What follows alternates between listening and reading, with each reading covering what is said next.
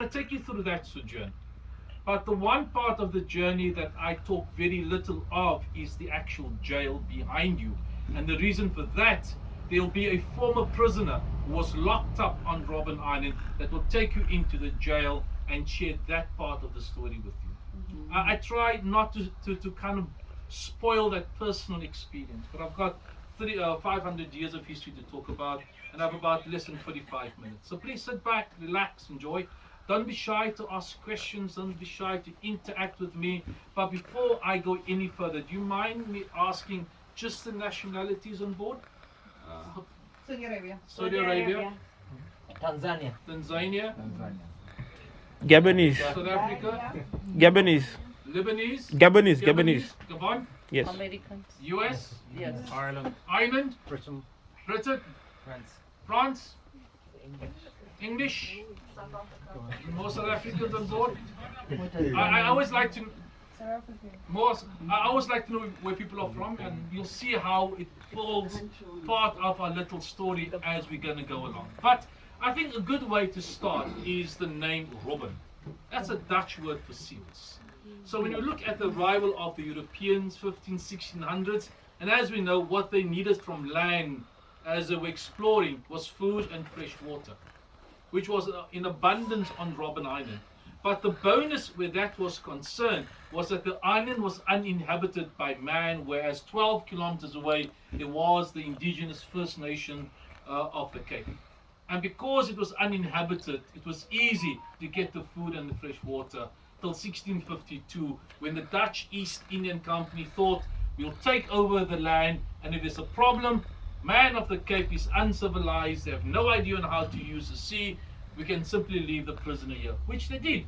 When Ochumatu in 1658 became the first recorded prisoner left here. By the way, in 1659, Ochumatu was also the first successful escapee from here. He built a boat and escaped to Blauberg, the closest land point. So what I'm trying to share as I start is how far back the island had been used as a jail.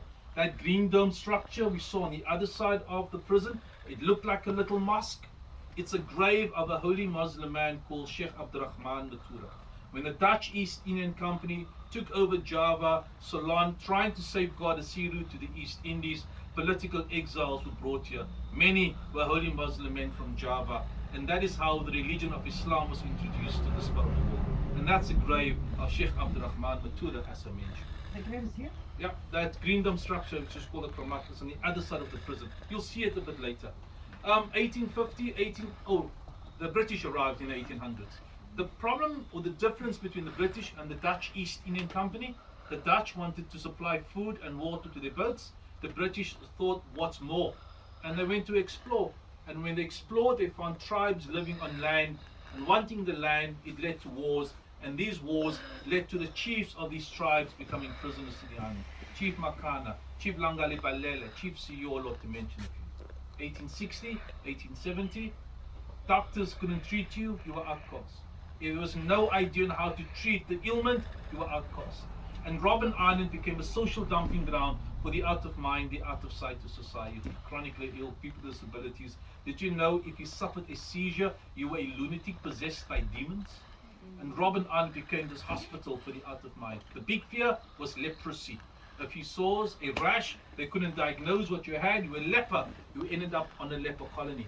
The idea was, if every single leper dies out within a leper colony, the cure is found. And that is why the graves you see to your right hand side. How many buried here actually had leprosy? Impossible to say. The treatment to leprosy in the late 1920s led to leper colonies closing down. And when these colonies closed down, every single building used by leper was burnt to the ground, with exception to a church. But the face of Robben Island changed in the Second World War. It was turned into a military base. The fear of Germany attacking the Cape, with the Suez Canal being a danger for the Allied boats to go past. Many came past the Cape as a safer route to the east. They feared Germany could attack, and Robben Island was fortified into a first line of defense. The harbor being built, most of the buildings around us were constructed. 3,000 soldiers could have been stationed here. Underground bomb shelters, plotting rooms, guns were was installed, but in the end, the enemy was never close for the gun to be used. But 1962, it became the jail we know it today. And that's just a quick overview of what we can expect and see as we drive around the island. And if all goes according to plan, you'll be in jail by 5.